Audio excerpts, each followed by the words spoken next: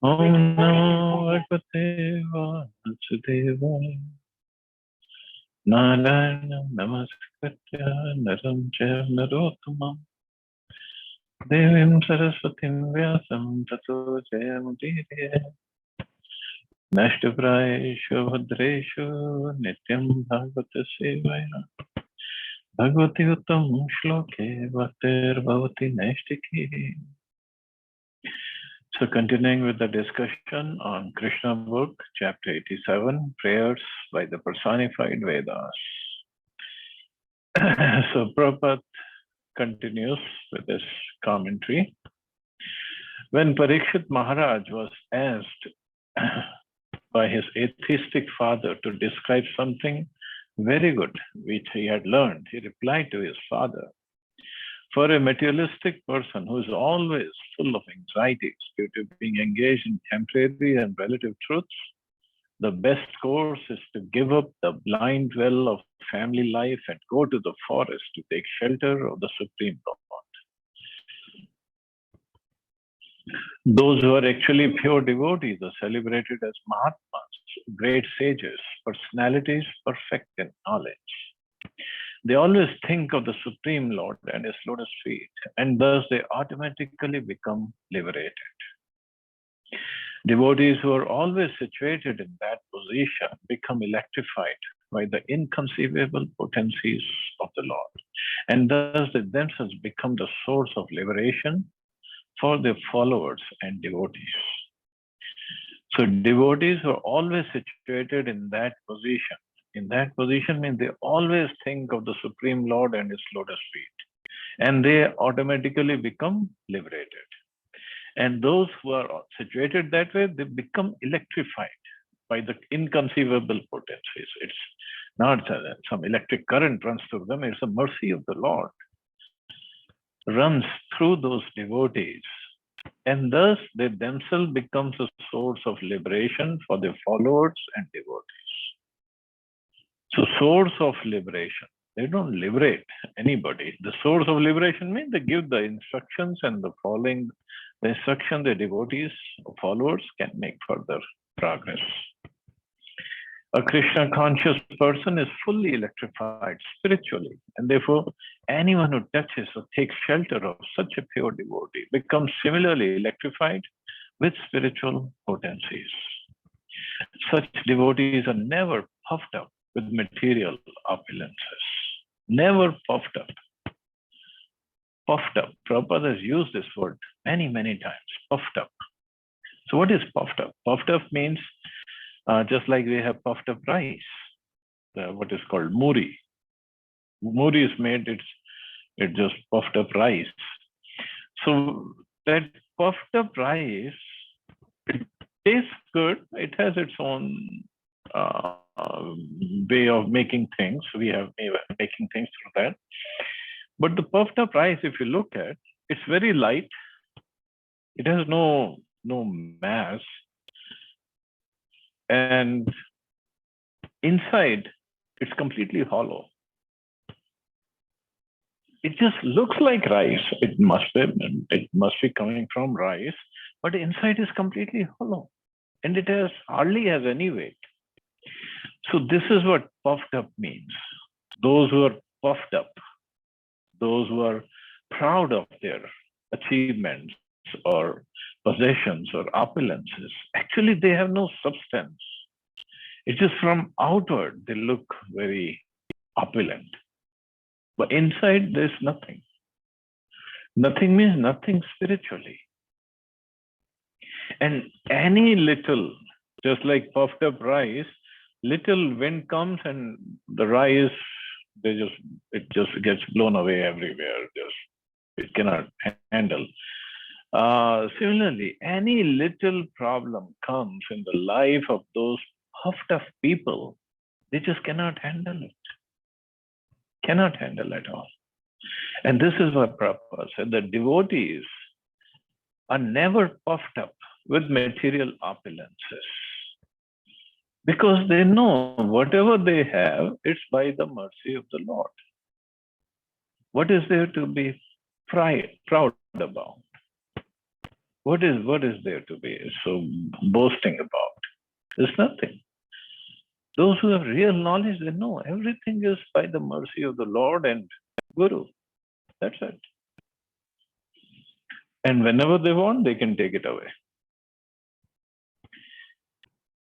Generally, the material opulences are good parentage, education, beauty, and riches.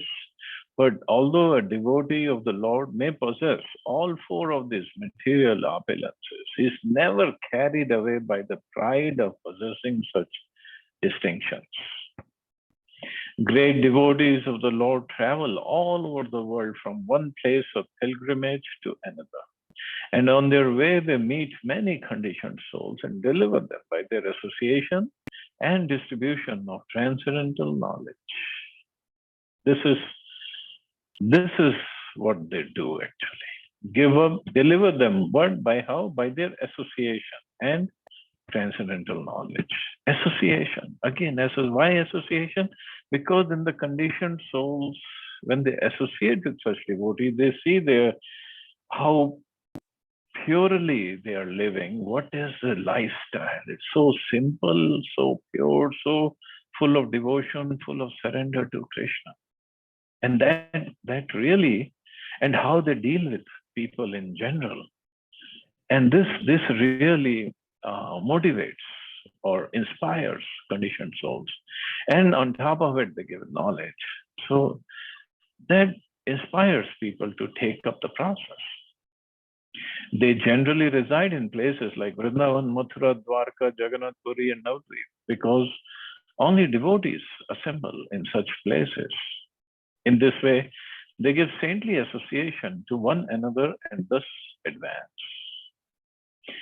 So that every living entity can take advantage of the association of Krishna conscious persons. Such devotees open temples and ashrams where Krishna's devotees assemble. By such association, people can develop more and more in Krishna consciousness. Such advancement is not possible in ordinary household life, which is devoid of Krishna consciousness. Ordinary household life, not devotees' household life. Even grihasthas, those who are following the process properly, they are already liberated. And another advantage of grihastha devotees is they can invite other grihasthas, they can go to other houses and preach and again give association and raise their children in such a way that they become devotees. And that is why Chaitanya Mahaprabhu, he advised Nityananda Prabhu that I have taken sannyas, so I cannot go and preach to grihasthas, but you get married so that you can preach to grihasthas. And this is what Nityananda Prabhu did. And a thing that Prabhupada has written in this place that such Krishna conscious persons, such devotees, they open temples and ashrams where Krishna's devotees assemble. So the purpose of opening temples and ashrams is not to make money. It's to give a place for devotees or for other people to come, assemble, learn how to become Krishna conscious. How can I become spiritually advanced and take up the process seriously. So it's basically universities. This is a university. Temple is a university. Or as Gaur Govind Maharaj said, temples are places for crying, center for crying. Crying, when you go in front of the deity, we should cry that I'm stuck in the material world. Please engage me in your service so I can make progress on this path. See, this is what Gaur Govind Maharaj said, that Prabhupada has opened these crying schools or centers for crying only. And once Prabhupada was giving such a lecture, and he said we should cry that I don't have Krishna consciousness, or I'm not making progress. Cry in front of the deities. Not if Literally, he asked not to cry so that others they don't can't understand. But but inside we can cry. And somebody what he asked, what if Prabhupada, I cannot cry because I don't have those feelings. Then Prabhupada said, okay, you cry that you cannot cry. But cry in front of the deities. Beg them. And the deity form of Krishna is actually very, very merciful. Very merciful. And Jagannath, look at Jagannath. He comes out on Rath Yatra. He's out there.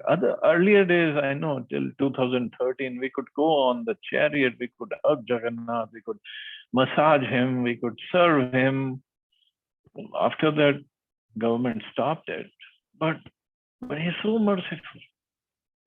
And Priyadarshini Mataji was, as we know, in Jagannath Puri, this time, it's very humid, rainy and humid.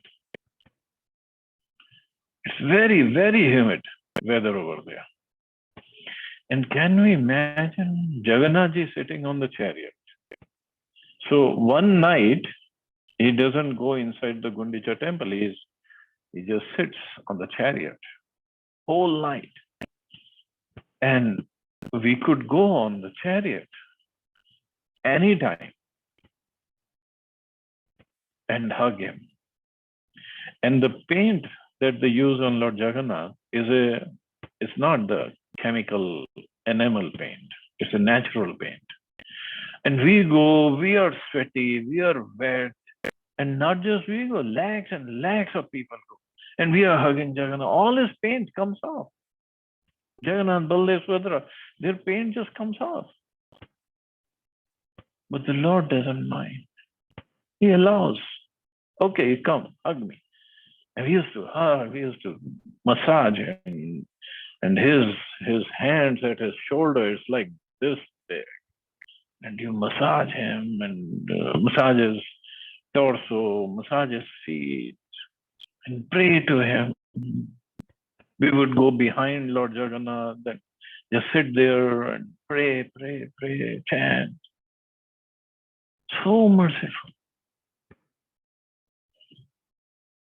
But this is what deities are. Deities, Archa Vigraha of the Lord, is very, very merciful. Allows us to serve him. For what?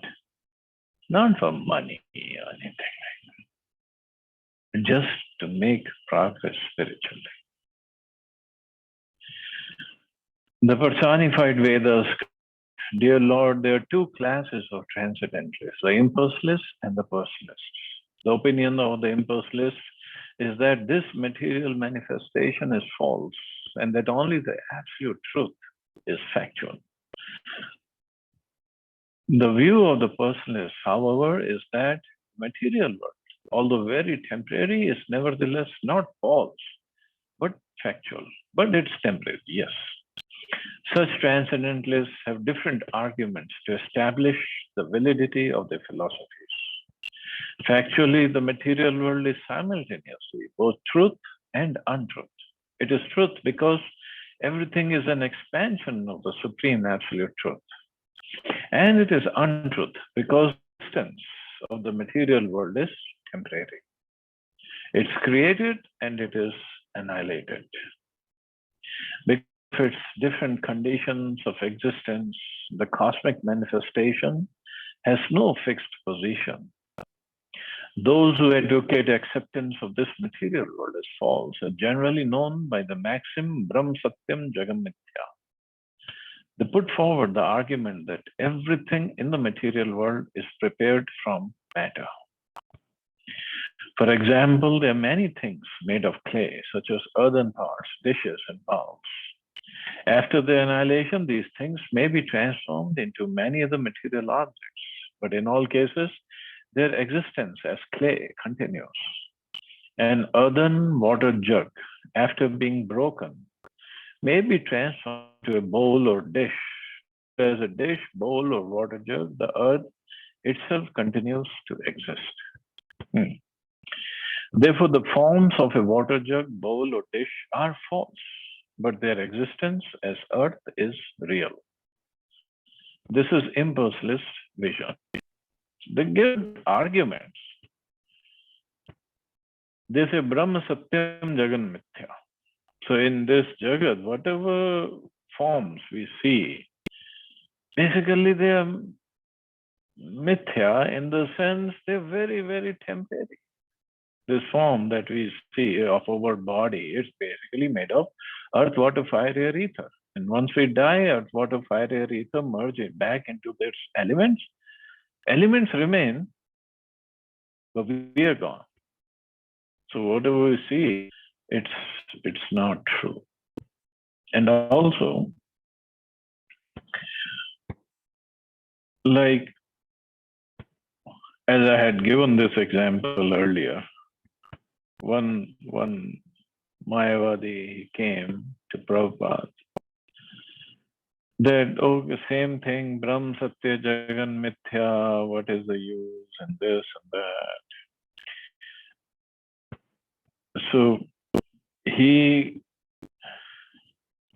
gave the concept of whatever we see, 1 second ago it wasn't there, and 1 second later it won't be there. So whatever we see, it just exists for 1 second. So it just basically doesn't exist.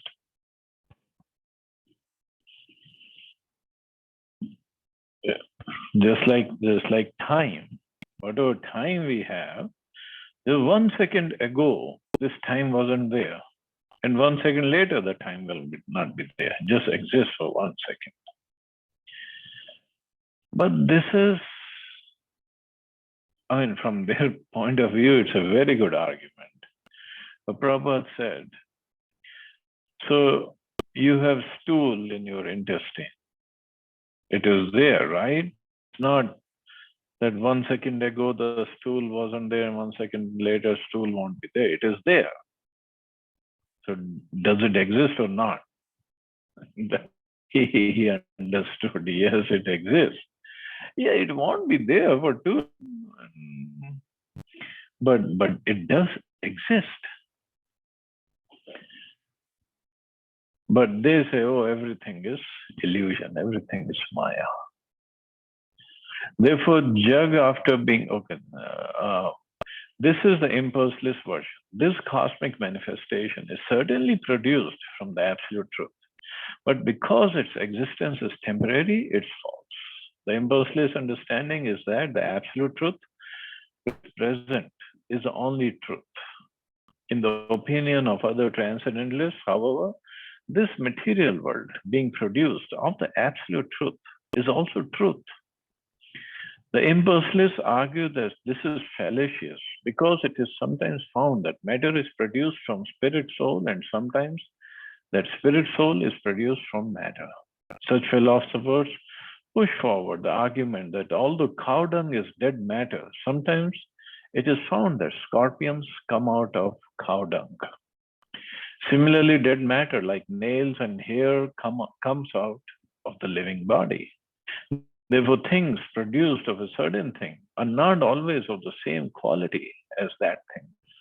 On the strength of this argument, Mayavadi philosophers try to establish that although this cosmic manifestation is certainly an emanation from the absolute truth, the cosmic manifestation does not necessarily have truth in it. According to this view, the absolute truth, Brahman, should therefore be accepted as truth, whereas the cosmic manifestation, although a product of the absolute truth, cannot be taken as truth. So this is Mayavad philosophy. It sounds very logical, not according to Vaishnavas. The view of the Mayavad philosophers, however, is stated in Bhagavad Gita to be of the view of asuras or demons. The Lord says in Bhagavad Gita, asatyam apratishtam te jagat ahuranishwaram. The asuras' view of this cosmic manifestation is that the whole creation is false. The asuras think that the mere interaction of matter is a source of the creation and that there is no controller or God. But actually, this is not the fact. From the 7th chapter of Bhagavad Gita, we understand that 5 gross elements, earth, water, fire, air, and sky, plus the subtle elements, mind, intelligence, and false ego, are the 8 separated energies of the Supreme Lord. Beyond this inferior material energy is a spiritual energy, known as the living entities. The living entities are accepted as a superior energy of the Lord because they're using the inferior energy for their purpose. The whole cosmic manifestation is a combination of the inferior and superior energies. And the source of the energies is the Supreme Personality of God. He says, everything comes from me. The Supreme Personality of Godhead has many different types of energies. This is confirmed in the Vedas. The transcendental energies of the Lord are variegated. And because such varieties of energies have emanated from the Supreme Lord, they cannot be false. His creation is Purna. Ishopanishad says it's complete, but it cannot be false. The Lord is ever existing and the energies are ever existing. Some of the energy is temporary, sometimes manifested, sometimes unmanifested, but this does not mean it is false. The example may be given that when a person is angry, he does things which are different from his normal condition of life. But the fact that the mood of anger appears and disappears does not mean that the energy of anger is false. Therefore, the argument of the Mayavadi philosophers that this world is false is not accepted by the Vaishnava philosophers. The Lord himself confirms that the view that there is no supreme cause of this material manifestation, that there is no God, and that everything is only the creation of the interaction of matter, is a view of the asuras. And asuras, demons, they basically, Bhagavad Gita says there are only 2 kinds of people, demons and devotees, divine and demoniac. So devotees means those who serve the Lord. Demons mean those who don't want to serve the Lord. Whether they don't believe in God, whether they don't want to serve, whether they say everything is Maya, whatever. According to Bhagavad Gita, they all are demons. Demon doesn't mean just like with the horns coming out of their head and with the long teeth. That's a Rakshas. Demon, just that's what it means. They don't serve the Lord.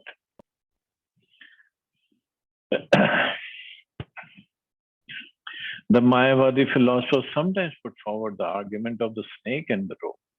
In the dark of evening, a curled up rope is sometimes, due to ignorance, taken for a snake. But mistaking the rope for a snake does not mean that the rope or the snake is false.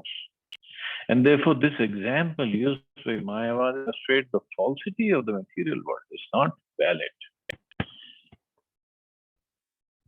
So the rope is there, snake is there, but we may assume the rope is a snake.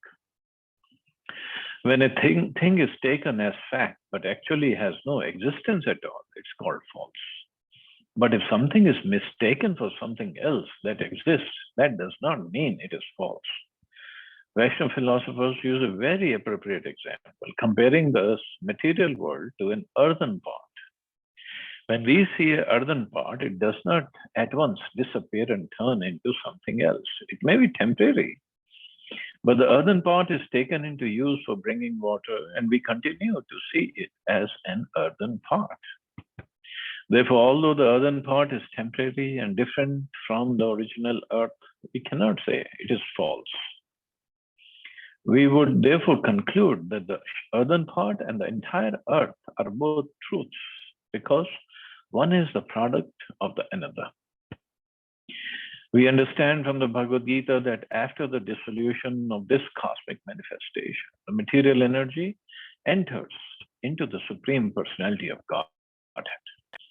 The Supreme Personality of Godhead is ever existing with its varied energies. Because the material creation is an emanation from Him, we cannot say that this cosmic manifestation is a product of something void. Krishna is not void. Krishna is not zero. Nothing is not nothing. Whenever we speak of Krishna, he is present with his form, qualities, name, entourage, and paraphernalia. Therefore, Krishna is not impersonal. Original cause of everything is neither void nor impersonal, but is the Supreme Person. Demons may say that this material creation is anishvara, without a controller or God, but such arguments ultimately cannot stand. And also another thing that devotees, proper disciples had done, whenever Mayavadi would come and argue with them, they say, okay, you think everything is false. Yes, everything is illusion. Yes. So give us whatever money you have, because it's all illusion.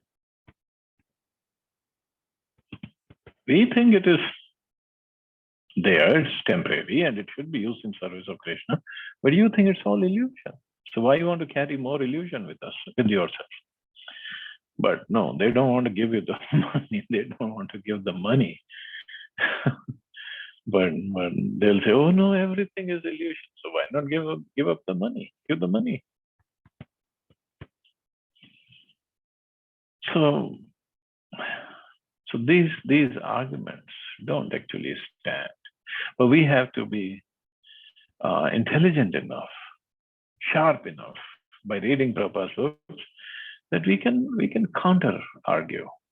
We can at least put forth our philosophy properly. So okay, I guess I can stop here. See anybody has any questions or comments.